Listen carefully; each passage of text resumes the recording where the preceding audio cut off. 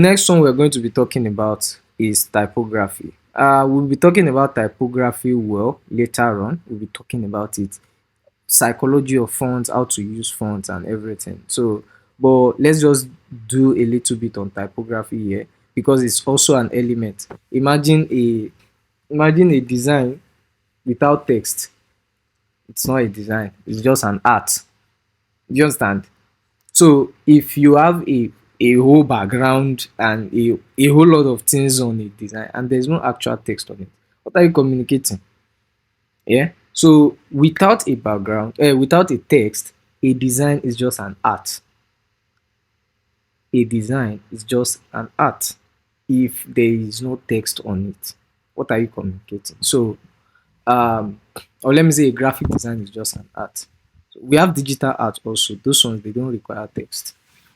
Anyways, typography is the art and technique of arranging typeface fonts. That's typeface, which is also font, and the font size, the spacing of the font, and alignments to make written language legible, readable, and visually appealing. Um, different typeface convey different personality or tone, and typography can be used to establish hierarchy, emphasize key information, and enhance overall design and aesthetic. So uh for example, over here we have three type of typeface. The first one is the one with this big bold typeface, which is commanding, like big bold typeface. uh they command authority there. And just this sans serif, serif type of font, these are sans serif, these are serif type of font. We'll be doing that later on. And these ones are just for modern, how would I put it, traditional. They use them for paragraph text most time. Yeah. And these decorative fonts are used majorly in logos. They are used majorly in to make design, a heading of a design um, more fun to look at. Yeah. So then the last one that we'll be talking about in this video is what we call space. Now, we talked about white space the other time.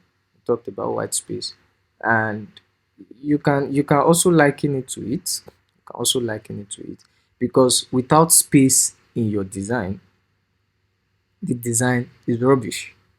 That's the truth. You cannot just have a lot of things on your design without a breathing space. So things we put together to actually make design, we have forms, one.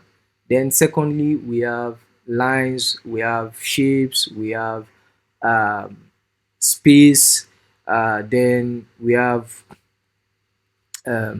typography, and we have color. Do you understand? So these are the basic things that must be on your design to make it an actual design. So the next stuff we're going to be talking about, what we are going to be talking about next, is color. Color, how to use color, where to use color, and the psychology or basic psychology behind color. For all of this and more, I'll see you in the next lesson.